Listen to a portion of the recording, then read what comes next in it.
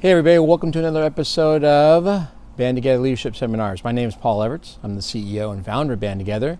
You can reach me at my email address, which is BAND, the number 2, together, bandtogether@comcast.net. Also, please visit our website, which is conductingmylife.com, where you can also buy my book, Conducting My Life. I have them in the garage. You can actually go to Amazon.com and say the wonderful reviews, and I really want to thank everybody. I need to thank everybody who bought them. We sold hundreds of copies, and I'm very humbled that there's an interest in the book. So again, buy the book. You can buy it from me, though. That'd be really cool. Get them out of my garage. And then finally, too, I am part of the John Maxwell team. John Maxwell is a New York Times bestselling author on leadership.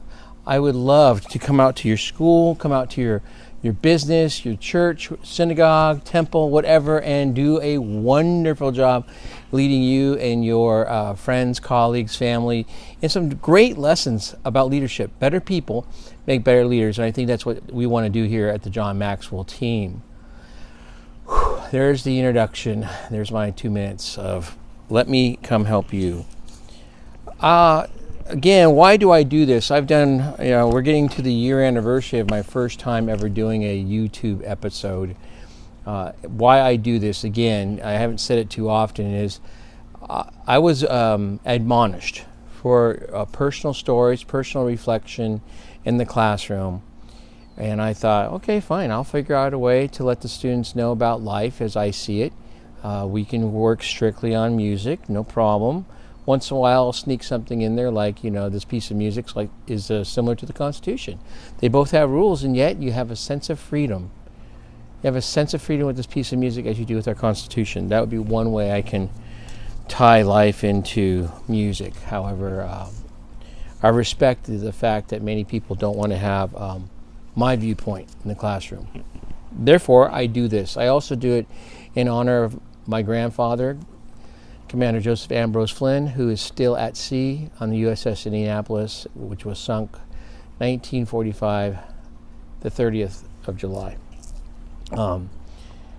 Brave man, went down to the hull of the ship and enclosed it and died on the ship, and I love him. Someone said, Paul, you got guts to do what you're doing. No, that's guts. I'm just giving in an opinion. And I appreciate, though, the compliment. It's a nice compliment. And I also do it in honor of our son, who's soon to be lieutenant in the United States Navy. Those two men mean a lot to me. I also want to reach out to any of my students, family members that are also in the military, have been in the military. I take this risk of reading what I think is I don't know how it's all of a sudden evil. However, I guess it seems to be wrong, and I don't get it. I don't get it. So today I finished this writing. I want to read it to you. I want to have fun with it and embellish it a little bit. Do visit conductingmylife.com, which is where you see all my blog entries. America is a great nation. That's just an opinion, my opinion. In fact, my opinion is a little stronger. It also says, if not the great nation. I'm writing letters to my students. This is a 4th letter in a series, so hello. First, as always, since July the 3rd, 1989, I like to tell my students, I love you. You mean a lot to me. One of the cool things about being a high school music teacher, more often than not, much more often, and I know that's poor grammar, but remember I'm a music teacher, not an English teacher, and writing is a hobby for me, like golf, and both hobbies tend to humble me. The students who are in my music classes choose to be in my music classes. So any human being who chooses to be with me is a blessing, a gift, and I am honored. Let me say it one more time, and this will not be the last time. I love you. My thought for my students today is, please block the idea that the outside of you or anyone is the best side of you and the most important side of you. That's an opinion I will disagree with. We should not judge you based on the group you represent. You don't represent all girls, you don't represent all black people, you don't represent all white people. You represent you. So block that collective group think out of there. What is the best side, or really someone would say the most important side? It's your heart. So what do we do when we feel there is something that is un-American? When someone has an un-American act, what do? We should speak up. And we can speak up better if we know America's history.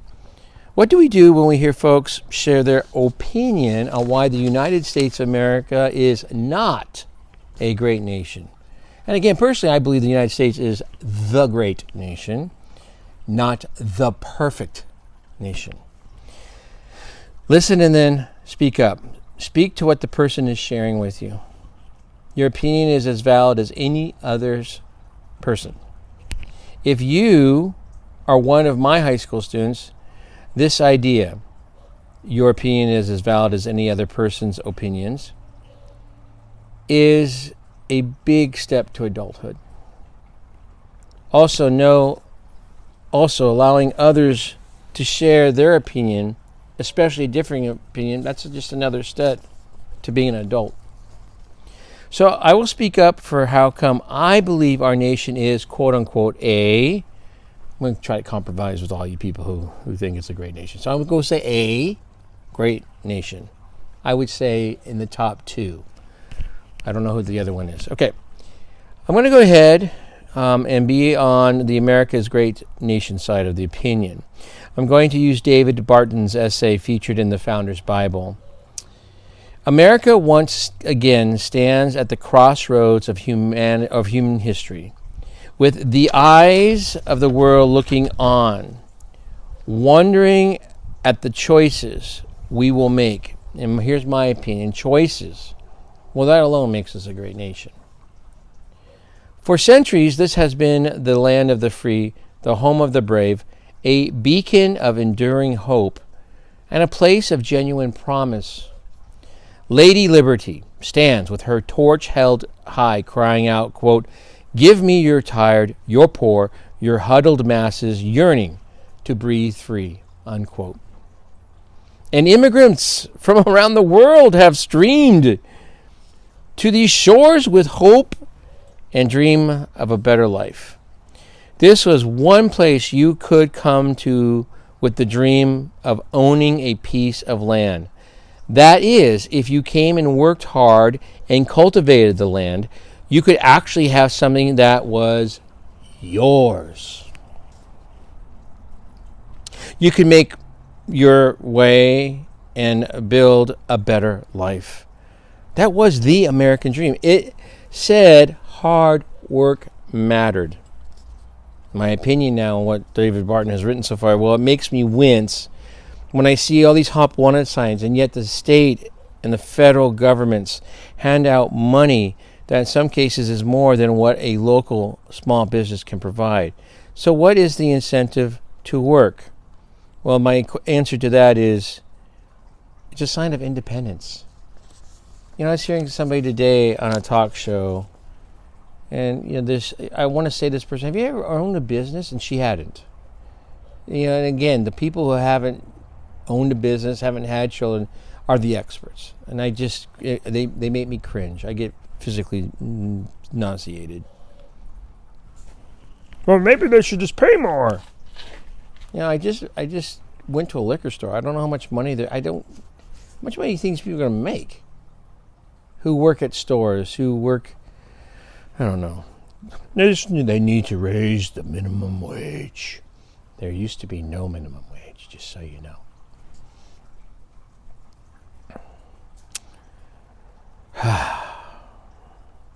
It was not going to be given to you. You were not entitled to it. But the opportunity was there. It inspired you to believe, to hope, to try. It said if you dared to dream and were willing to risk, you could create, innovate, and see your dreams come true. My opinion on what he just wrote. To my current and or recently graduated students, I ask you a question. Do you still embrace that there is an American dream? If not, who taught you that the American dream is dead? It doesn't exist. Someone taught you that. That someone, is it your parents, is it your family members, teachers, social media, etc.? Who helped you learn, students, the American dream is dead? I say you can learn the American dream is alive and well. Depends on what you want to read, what you listen to, what you watch. Remember, social media is driving you if you allow it. We return to David Barton's essay. Please know, due to the length of this fantastic essay, I am choosing parts that could resonate with today's high school students in a classroom. Has America always done what is right? Always chosen what is good? Always fought for the noble cause as opposed to her self-interests? Come on, the answer's obvious. It's no, for God's sakes. And I don't imagine any nation on earth has or ever will. To pretend otherwise would be incredibly naive. Civil governments are not God. And nations do not make decisions or enact policy. People do. Inasmuch as those in power have chosen to do good, to honor what is right, and have sought the welfare of those around her, America has been a force for good. Is she without fault? Certainly not.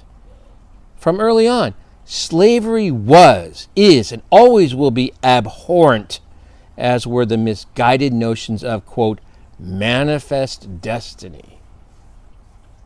Her push westward sadly gave rise to a host of inexcusable horrors that destroyed the Native Americans. Yet, despite a checkered past, what has America great is that she has demonstrated a capacity to learn from such mistakes.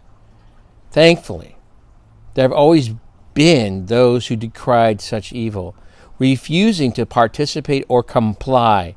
They stood their ground and called her to live up to a higher standard. And in those critical hours, repeatedly America has been awakened to rise again. America is great because time after time, in the moments that have mattered, she was willing to stand up and fight for somebody else's freedom. Go ahead and decry her failures and failings all you want. Throw her sins in her face and refuse to grant her any redemption. But in chaining her to condemnation, what will you have achieved? In doing so, are you not seeking to ensure her destruction? Such blindness seems just as misguided as the refusal to acknowledge any national wrongs. But her story, our story, is not finished. My opinion on what's just read to you. There's no way our nation is going to be perfect. There's no flippin' way. If you are looking for perfection, what would you replace the United States with? Since July 4th, 1776, look at all the positives our nation has achieved. Not just for our nation, but for the world. And yes, you can also point out all the negatives our nation has, quote unquote, achieved. You can rejoice because thorns have roses. Or you can complain because roses have thorns. Again, we are not done. Back to David Barton. David Barton says, some would say America is teetering on the brink of disaster. I would say perhaps she is standing in the doorway of an unfinished destiny. Liberty is standing there at the threshold, keeping watch, issuing what is another rarely quoted part of her invitation. Quote, send these, the homeless, tempest-tossed to me. I lift my lamp beside the golden door. Unquote. There yet remains a golden door of opportunity. With the eyes of the world upon us, I believe Lady Liberty is waiting, beckoning us to just step through. May we be a generation to stand, therefore, to be a people who covenant to do justice, to love kindness, and to walk humbly with our God. That is the key to our former greatness, and it is what will make this nation great again. That is an America we can be proud of. May she once again rise to the challenge and soar. Thank you, David Barton. Thank you, thank you, thank you. Here's my opinion. Please know I edited much, a lot, from David Barton's essay entitled, What Makes America Great? The reason for the heavy-handed editing is to, of course, prove a point. What I chose from Dr. Barton's essay would still, capitalize, underscore, boldface, still be blasphemous in a California public classroom. I would have been brought into the principal's office, told that I made students feel uncomfortable, and yet we have ethnic studies curriculum written that includes Jorge Pacheco's opinion. Here's what Jorge Pacheco's opinion is, and this is by Chris Rufo from his article, Merchants of Revolution, and please read the article. Pacheco then argued that the United States is a political regime based on, quote, settler colonialism, unquote, which Pacheco describes as a, quote, system of oppression, unquote, that, quote, occupies and usurps land, labor, resources from one group of people for the benefit of another, unquote.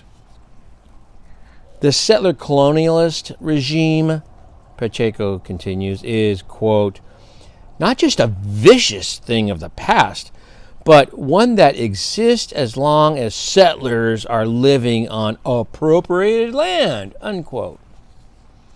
The white colonialist regime of the United States is a, quote, parasitic system, unquote, responsible for domestic violence, responsible for drug overdoses, and, of course, other social problems. In a related PowerPoint slide, Mr. Jorge Pacheco presented examples of this oppression, including men exploiting women, white people exploiting people of color, and finally, of course, the rich people exploiting poor people. Still from Merchants of Revolution. So what is the solution? Well, Pacheco argues that teachers must, quote, awaken students to the oppression, unquote, and then to decodify and then eventually destroy the dominant political regime. The first step in this process is to, let's help the students. And you know we're going to help the students? This is how we're going to help students. Quote, get into the mind of a white man, unquote, such as Christopher Columbus, and analyze, quote, what ideology led these white male settlers to be power and land hungry and justify stealing indigenous land through genocide, unquote. Pacheco describes this process as transforming students into, ready, here's what you are, students. You are activist intellectuals who then get to, quote, decodify systems of oppression into their component parts, including, so these are parts of the system of oppression. White supremacy is part of it. Patriarchy is part of it. Classism is part of it. Genocide. Now get this. This is part, the decodified systems of oppression into their component parts. The final two parts I find to be very, very, very intricate. That would be private property, and God is part of the oppression. So now I say to you, we have a choice to continue to embrace and work with the Founding Fathers' mission statement. I call it a mission statement. It's Constitution, and the other beautiful documents. Or, here's the choice, follow the works of such authors as Freire, Marx, Henry Rogers, that's Ibram Kendi, Henry Rogers, Robin DiAngelo.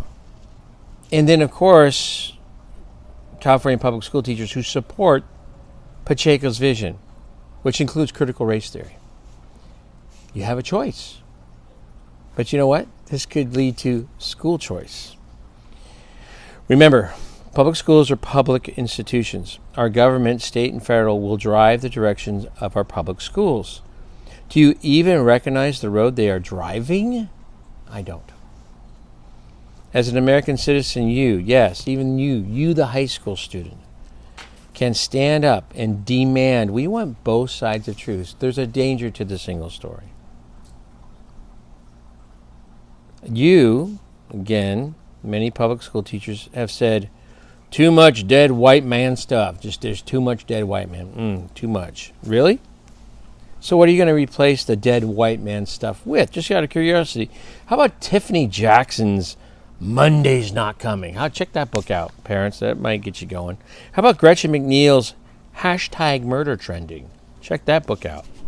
My goodness, in the same school district that allows Monday's Not Coming, check the book out, and Gretchen McNeil's #murder trending, that same district wants to ban of all books To Kill a Mockingbird. To Kill a Mockingbird banned, the other two books not banned. If we truly taught and learned all of us are under the guidance of the Constitution, all this immature thinking would be gone. Someone asked me, do you think this nation is going to remain the United States of America? As corny as it is, my answer is yes, because I have hope. I believe in the founders' documents. I believe good triumphs over evil. Marxism is evil. Socialism is evil. Judging people by the group they belong, oppose judging a person based on their evil or on their actions, that is evil. I believe we need to go through this troubling time to make us stronger. Again, in our California public classroom, if I had read the David Barton essay, even with my heavy-handed editing, I would have faced the, quote, tribunal. David Barton's opinion is not welcomed in many California public classrooms. I do believe in what David Barton wrote.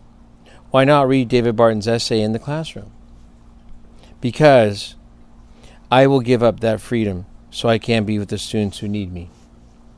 Thanks to our Constitution's First Amendment, why we still have the First Amendment, and that's not hyperbole. It's not, because Joe Biden reminded us no amendment is absolute. I am free to write what I want outside the classroom. I wish those who support critical race theory, Marxism, socialism, would be under the same thought. Keep it outside the classroom. However, when the government is heading in that direction, the critical race theorists have more freedom, more equal.